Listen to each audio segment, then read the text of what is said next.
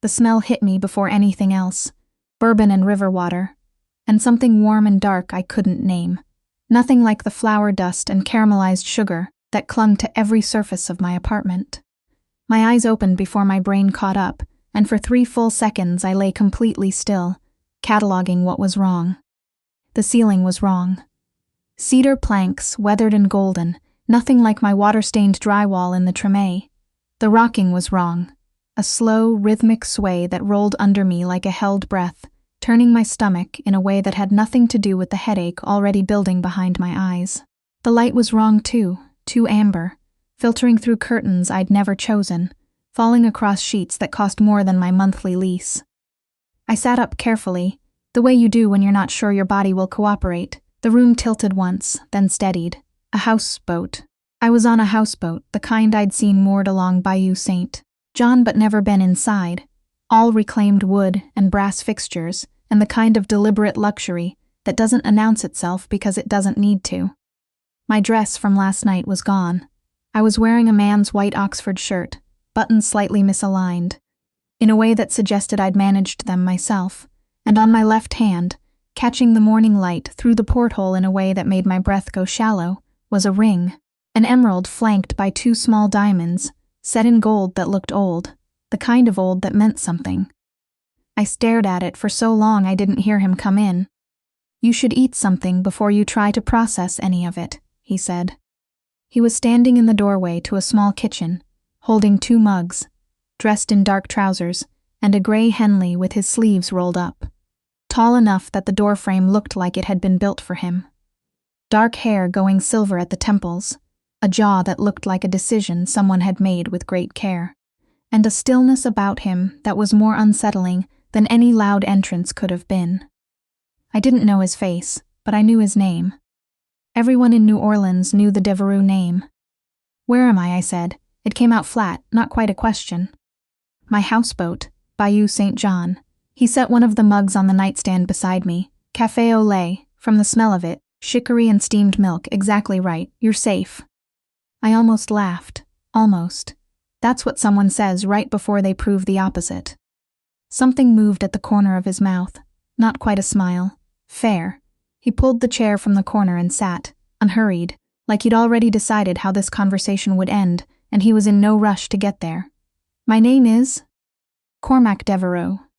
I wrapped both hands around the mug because they'd started to shake and I didn't want him to see it. "I know who you are. What I don't know is why I'm here."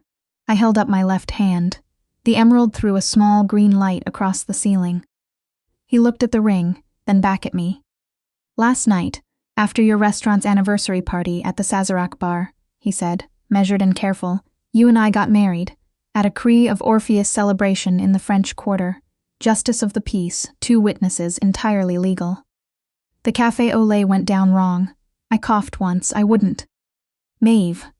My name in his voice, like he'd been saying it quietly to himself and was only now saying it out loud. "I know how it sounds. That's why I'm going to show you instead of asking you to trust me." He had his phone out before I could argue, and then I was watching myself on screen. The video was shaky. Someone's cell phone, warm and overexposed from the string lights overhead. I recognized the courtyard immediately, one of those hidden French Quarter spaces that tourists walk past 100 times without finding. I was wearing my green silk wrap dress, the one I'd bought specifically for the anniversary party. I was laughing at something Cormac, the Cormac in the video, had just said. Head tilted back, completely unguarded. I looked like someone who hadn't laughed like that in longer than she could account for. I watched myself sign something, watched a woman with natural hair and a notary stamp witness it, watched a man in cream linen clap Cormac on the back. And then I watched myself kiss him. Not a polite, this is apparently happening kiss. The kind that makes everyone around you feel like they've seen something they weren't meant to. I set the phone down, face down, on the mattress. "I was drunk," I said. "Yes," he agreed, without a hint of defensiveness, "you were." "That voids it. I'm a pastry chef. I run a kitchen. I have 9 staff members, and a health inspection on Tuesday. I don't." I gestured at the houseboat, at him, at the ring. "I don't do things like this." "No," he said quietly, "I don't think you usually do." "Then why did you?" He was quiet for a moment that felt deliberate. "Because you asked me to," he said finally. "And because," he paused. "We'll get to the rest. First, I need you to tell me about Tyler Arnault." The name landed like a pot that's been scorching on the back burner. Not a shock, exactly. More like that moment when you realize the smell has been wrong for a while, and you just hadn't wanted to stop and check. "Former business partner," I said slowly. "We dissolved the partnership 3 months ago. He ran front of house and managed the administrative side. I ran the kitchen." "He handled the books," Cormac said. "Not a question." "Until I didn't trust him to. Something cold started moving up my spine. Why?" He opened a folder on the side table and slid a single page toward me. A bank document. My signature was on it, the loopy M of Maeve, above an authorization for transfers I had never authorized. "He added you as a signatory to 3 accounts," Cormac said. "One of them connects to Delacroix Capital." I knew that name the way everyone in this city's restaurant industry did. You didn't ask questions about it. You just made sure you were nowhere near it. What did Tyler take from them? Enough that they've been looking for him for 2 months. He leaned forward slightly, elbows on his knees. "Last night, someone spotted him at the Sazerac bar, your anniversary party."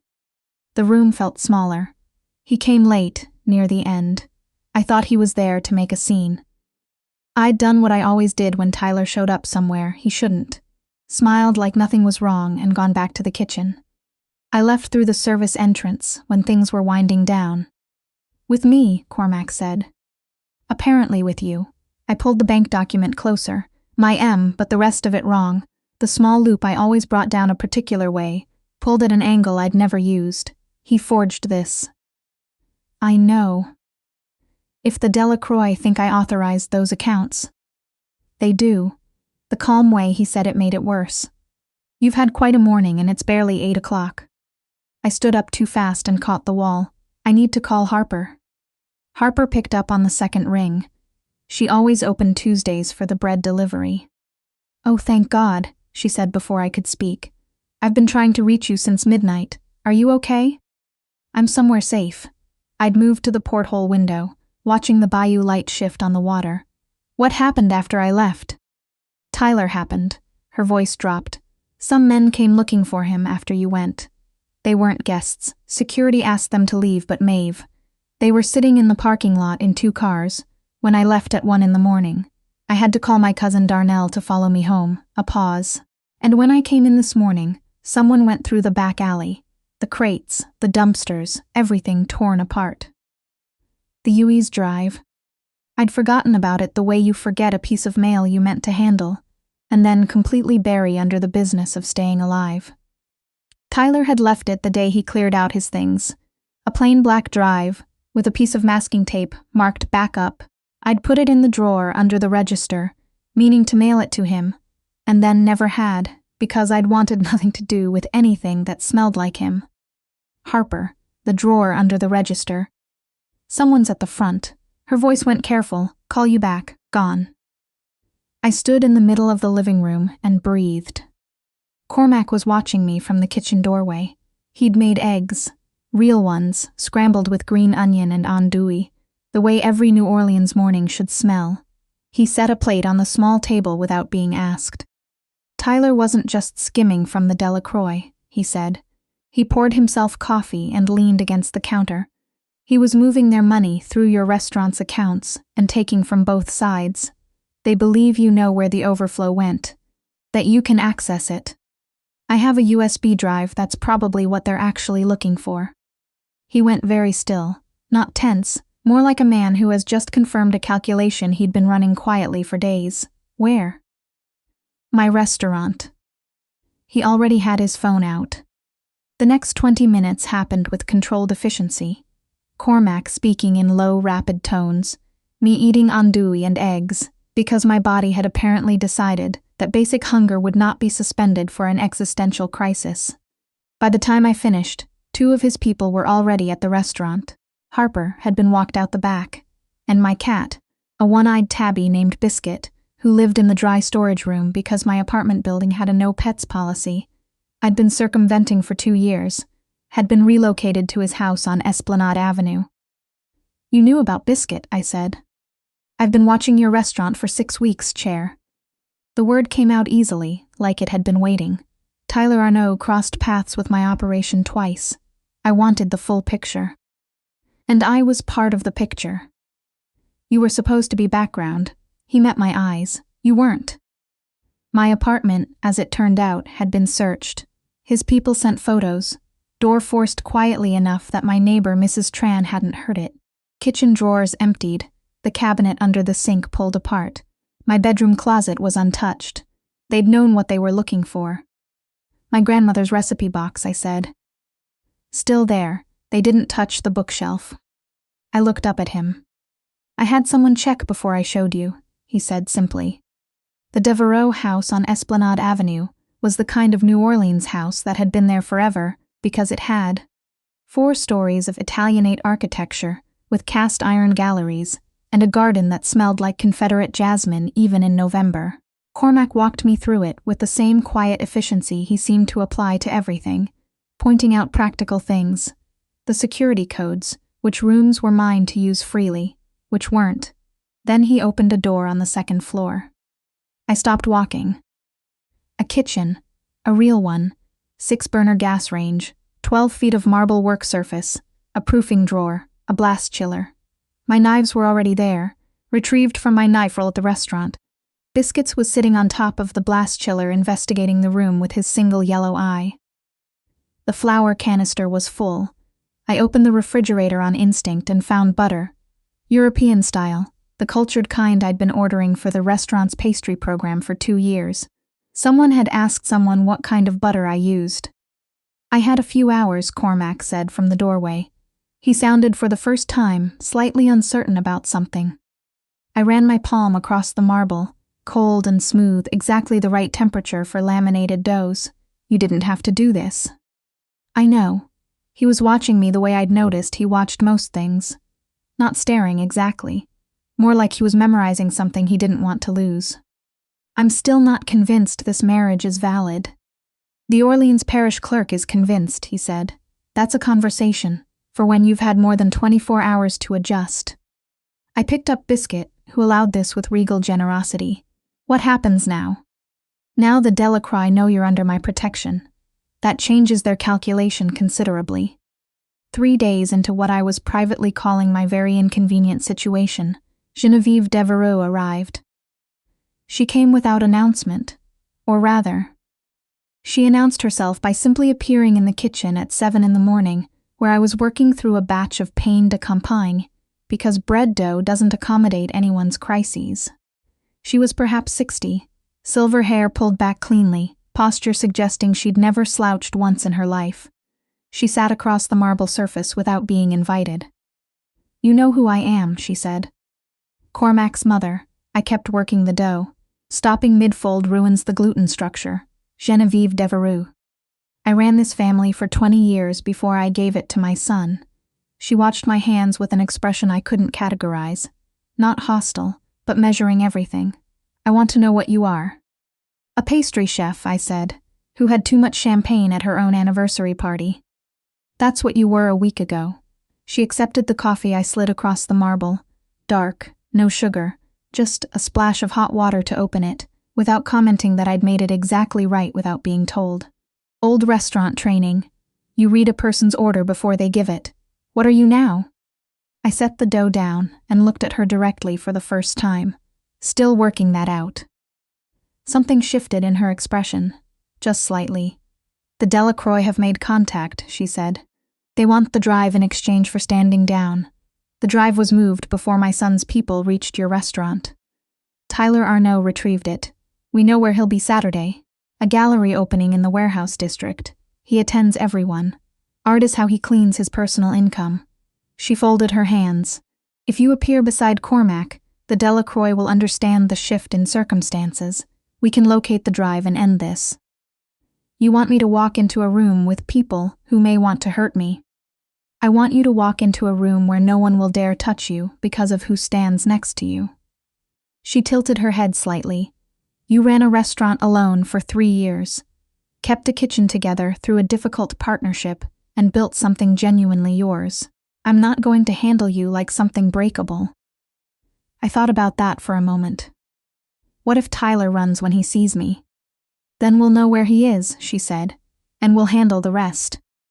The gallery on Julia Street was a converted warehouse, exposed brick and track lighting, with a crowd that was half genuine art lovers and half people who used art as a handshake for other transactions. I'd catered an event here 2 years ago.